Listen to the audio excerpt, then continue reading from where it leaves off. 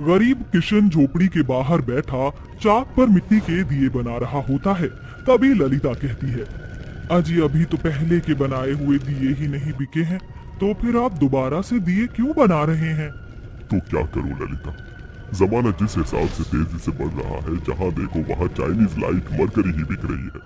इसीलिए मुझे गरीब कुम्हार की मिट्टी के दिए कोई नहीं पूछता, वरना 8-10 साल पहले के दौर में मैं जितने भी दिए बनाता था वो तो हाथों हाथ बिक जाया करते थे। अजी अब तो दिवाली में बस 2 ही दिन रह गए हैं। गुड्डी और राजू भी मिठाई और पटाखे की जिद लगाए हुए बैठे हैं। अगर हमारे पास दिए नहीं बिके तो हम अपने बच्चों की खुशियाँ कहाँ से खरीदेंगे?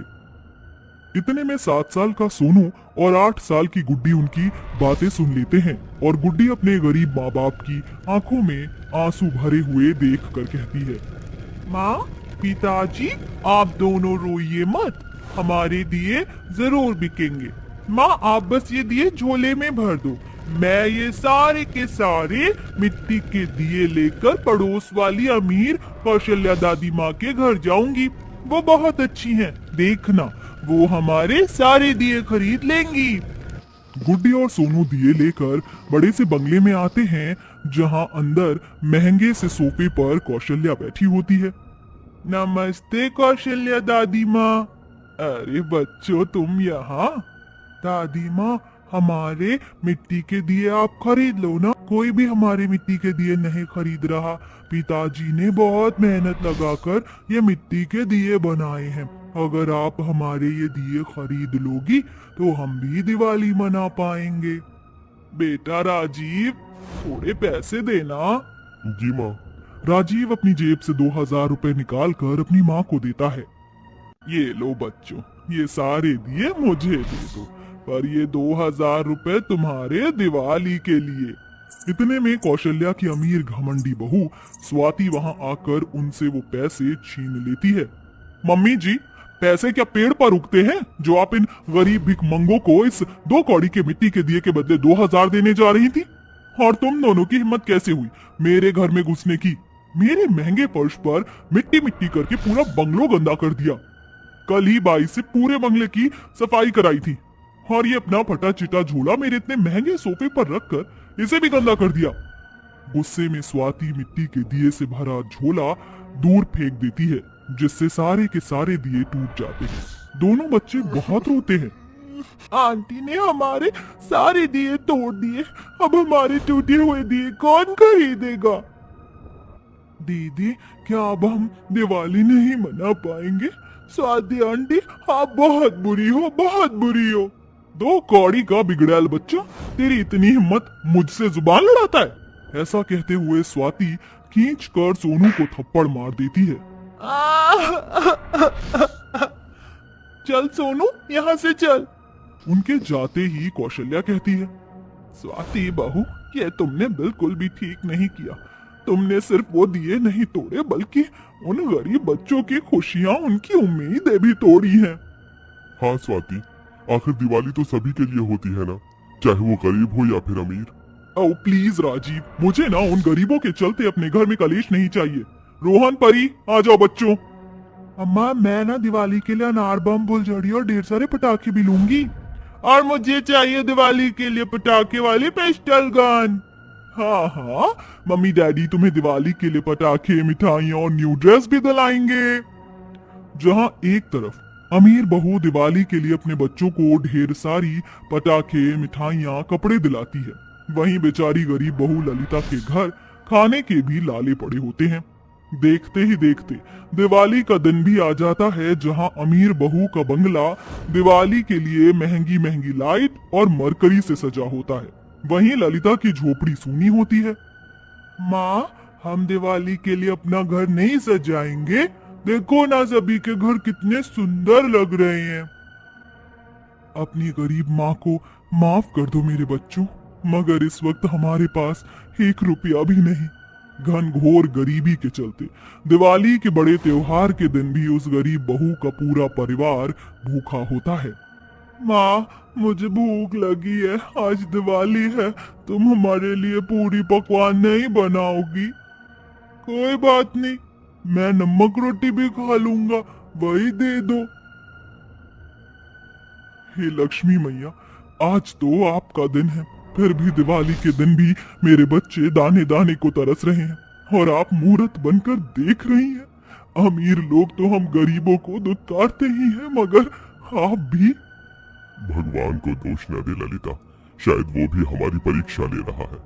आखिर उस गरीब बहू का परिवार नमक पानी पी कर सो जाते हैं। इसी तरह से एक अमीर और गरीब बहू की दिवाली बीतती है। किशन दिए बनाने का काम छोड़कर मजदूरी करने लगता है। जैसे तैसे वह गरीब बहू रूखा सूखा खिलाकर अपने परिवार की गृहस्थी की गाड़ी खींच रही थी और इसी तरह से एक बार फिर दिवाली आ जाती है। देखो माँ, दिवाली आ गई। इस बार तो तुम मुझे और गुड्डी दीदी को पटाखे और मिठाइयाँ दिलाओगे ना? हमारे भी घर में पकवान बनेंगे ना? सोनू के मन में दिवाली के लिए भरे अरमान देखकर ललिता भराई आंखों से कहती है, हाँ बच्चों, इस बार हम दिवाली जरूर मनाएंगे, जरूर मनाएंगे। राजीव बेटा, इस बार दिवाली पर मैं अयोध्या धाम के दर्शन करना चाहती हूँ। ठीक है माँ, मैं आपको दिवाली में अयोध्या ले चलूंगा। स्वाति, इस बार की दिवाली तुम्हें बच्चों के साथ मनानी होगी। ठीक है राजीव, मगर मम्मी जी, अयोध्या में ऐसा भी क्या रखा है? इतनी तो भीड़ होती है। गरीबों का तो समझ में आता है कि वो वहाँ दौलत शोहरत मांगने जाते हैं, मगर आपको किस चीज की कमी है? हम तो इतने अमीर हैं। तू नहीं समझेगी बहू, दौलत शोहरत हर सुख नहीं देती है। स्वाति हर साल की दिवाली की तरह ढेर सारी खरीदारी करती है। वहीं अभी गरीब ललिता के घर के हालात ठीक वैसे ही थे। अजी आ गए आप? थोड़े से पैसे दे दीजिए, आज धनतेरस है। दिवाली पूजा के लिए लक्ष्मी गणेश की मूर्ति, मिठाई लाना है। ये लो, बड़ी मुश्किल से 200 रुपए कमा पाया हूँ। पिताजी 10 रुपए हमें भी दे दो, हमें भी दुकान से फुलझड़ी की डिब्बियां लानी है। गुड्डी, फुलझड़ी मैं दिला दूंगी बेटी। 200 रुपए लिए ललिता बाजार जाती है, जहाँ सोनू कहता है, माँ देखो ना कितना सुंदर जामा है, मेरे सारे कपड़े फट गए, मुझे दिवाली के लिए ये दिला दो ना। इतने पैसे नहीं है सोनू बेटा। जैसे तैसे पूजा का थोड़ा बहुत सामान खरीदने के बाद बचे हुए 10-20 रुपए से ललिता एक एक छोटी पटाखे की डिबिया अपने दोनों बच्चों को दिलाकर घर लाती है। बड़ी खुशी के साथ गुड्डी और सोनू छोटी दिवाली के दिन पटाखे जलाने की कोशिश करते हैं, तो वह सिले हुए खराब निकलते हैं। सोनू गरीबी से चिढ़कर रोने लगता है। मैंने कहा था माँ से कि मुझे सस्ते पटाखे मत दिलाओ, देखो ये एकदम खराब और मुसीबत है, जल्दी नहीं।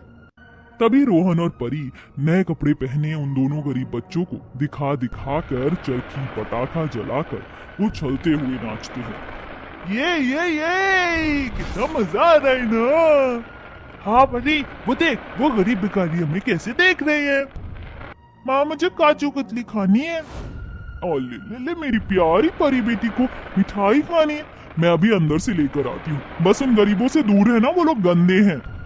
ऐसे बोलकर स्वाति अंदर चली जाती है। तभी परी फिर से माचिस से पटाखे जलाने लगती है। तभी तीली पटाखों से भरे थैले में गिर जाती और सारे पटाखे धू धू करके जलने लगते हैं। माँ बचाओ, माँ कोई तो हमें बचाओ। आग की लपटों को बढ़ता देखकर कोई भी उन बच्चों को बचाने की हिम्मत नहीं करता। तभी ललिता दौड़ कर आती है और उन्हें बचाती है। रोहन, परी, कुछ नहीं होगा बच्चों, डरो मत। उन्हें बचाने में पटाखों के छींटे उड़कर ललिता के शरीर पर जगह जगह पड़ जाते हैं। इतने में राजीव और कौशल्या भी आ जाते हैं और स्वाति उसे बहुत सुनाती है। दो कौड़ी की गरीब कहीं की, तुम्हारी हिम्मत कैसे हुई मेरे बच्चों को हाथ लगाने की? मुझे पता है तू अपने बच्चों के लिए पटाखे चुराने आई थी ना। नहीं मालकिन, मैं तो बस, ज्यादा आंसू मत दिखा। तो जैसी गई गुजरी गरीबों को मैं अच्छे से समझती हूँ। बस करो स्वाति बहू, जानती भी हो अगर ये गरीब बीच में ना आती तो तुम्हारे बच्चे आज नहीं बचते। अपनी जान पर खेलकर इसने तुम्हारे बच्चों की जान बचाई है, तुम्हें तो इसका एहसान मानना चाहिए। ललिता आंखों में आंसू लिए वहां से चली जाती है। दिवाली के दिन स्वाति उसके घर मिठाई, पटाखे, कपड़े लेकर आती है। हैप्पी दिवाली ललिता, मुझे माफ कर दो। मुझे अमीरी का इतना घमंड हो गया था ना, न जाने मैं तुम्हें क्या क्या कह गई। मगर मैं चाहती हूँ कि तुम्हारा परिवार हमारे साथ दिवाली मनाए। ये सुनकर ललिता के बच्चे बहुत खुश हो जाते हैं। इस बार दिवाली पर स्वाति अपने बंगले को महंगे लाइट की जगह उस गरीब बहू के बनाए मिट्टी के दियों से सजाती है और सभी एक दूसरे को मिठाई खिलाते हुए खुशियों भरी दिवाली मनाते हैं। अरे जरा जोर जोर से दबा, हाथों में जान नहीं है क्या? जुबान तो तेरी कैंची की तरह चलती है और हाथ हैं कि तेरे हिलते ही नहीं। जैसी माँ वैसी बेटी, इसके हाथों में भी जान नहीं है। ऐसा लग रहा है कि कोई रुई से सर दबा रहा है।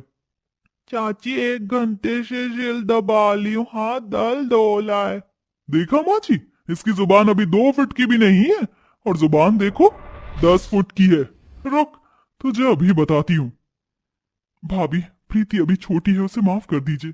प्रीति, चाची को सॉरी बोलो, बड़ों से क्या ऐसे बात करते हैं? सॉरी चाची। शोभा एक गरीब परिवार से होती है, जिसके चलते वो अपनी शादी में दहेज नहीं ला पाती है। दहेज ना लाने के कारण शोभा की सास अनामिका और जेठानी ज्योति हमेशा उस पर अत्याचार करते हैं। समय गुजरता है और शोभा की बेटी हो जाती है, जिसके चलते अब वो माँ बेटी दोनों पर अत्याचार करते। शोभा का पति राज अक्सर काम के सिलसिले में देश से बाहर रहा करता था, इसलिए उसे इस बारे में कुछ पता नहीं था। माँ जी, कब तक हम इसे और इसकी बेटी को फ्री में पालेंगे? मैं तो कह रही हूँ जितनी जल्दी हो सके इसे और इसकी बेटी को घर से रवाना कर दो। हाँ बहू, बस एक इससे और इसकी बेटी से घर की सफाई करवा लूं, फिर धक्के मारकर दोनों को घर से निकाल दूंगी। अरे वाह माँ जी, मानना पड़ेगा आपको। ज्योति और अनामिका शोभा और उसकी बेटी से दिन रात काम करवाते और छोटी छोटी गलतियों पर उन्हें मारा करते, लेकिन शोभा ये सब बस अपनी बच्ची के लिए सहती और किसी से कुछ ना कहती। ऐसे ही समय गुजरता है। माँ, इस बार दिवाली पर मुझे नए कपड़े दिलाओगी ना? हाँ मेरी बच्ची, इस बार मैं जरूर तुझे तेरे मनपसंद के कपड़े दिलाऊंगी। लेकिन कैसे? मेरे पास तो पैसे ही नहीं है और ये जो पैसे भेजते हैं उसे माँ जी और भाभी अपने पास रख लेती है। अब मैं क्या करूं? शोभा इतना सोचती है और अपनी जेठानी ज्योति के पास जाती है। मेरा बेटा तो इन नए कपड़ों में किसी हीरो से कम नहीं लग रहा है। बबलू बेटा, आपको आपके दिवाली के कपड़े पसंद आए ना? हाँ माँ, बहुत अच्छे हैं। भाभी, तू यहाँ क्या कर रही है? भाभी, दिवाली आ रही है। मैंने प्रीति से वादा किया था कि इस साल मैं उसे जरूर नए कपड़े दिलाऊंगी, लेकिन मेरे पास पैसे नहीं है। आप मेरे लिए ना सही, लेकिन मेरी बच्ची के लिए दिवाली के नए कपड़े ले आइए। इससे उसके चेहरे पर थोड़ी मुस्कान आ जाएगी। मैंने यहाँ कोई बैंक खोल रखा है क्या, जो जब चाहे पैसे निकाल ले? तेरी बेटी के कपड़ों के लिए मेरे पास कोई पैसे नहीं है, समझी? चल अब जा और मेरे लिए चाय बना कर ला। तेरी बकवास सुनकर मेरा सिर दर्द होने लगा है। लेकिन भाभी, कहा ना एक बार, समझ नहीं आता है, जा यहाँ से। जिसके बाद शोभा निराश होकर कमरे से बाहर आ जाती है। ऐसे ही दिन गुजरता है। शोभा और शोभा की बेटी घर की दिवाली की सफाई कर रहे होते हैं, वहीं अनामिका और ज्योति आराम से बैठे होते हैं। दोनों माँ बेटी सफाई कर ही रहे होते हैं कि तभी प्रीति के हाथ से कांच का पॉट गिरकर टूट जाता है, जिसे देखकर ज्योति और अनामिका चिल्लाते हुए कहते हैं, ये देखो, कर दिया नुकसान। जानती भी है कि कितना महंगा था। एक तो शादी में एक फूटी कौड़ी नहीं लेकर आई, ऊपर से बेटी को जन्म दिया, और अब ये नुकसान।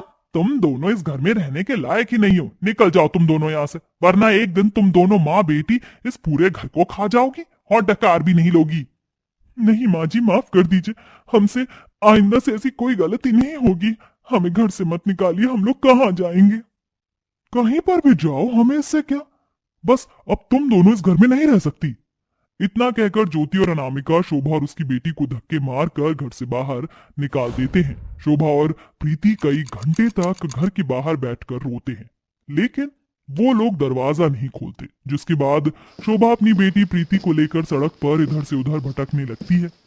कई घंटे भटकने के बाद शोभा को एक छोटी सी झोपड़ी दिखाई देती है, जिसके अंदर वो अपनी बेटी को लेकर चली जाती है।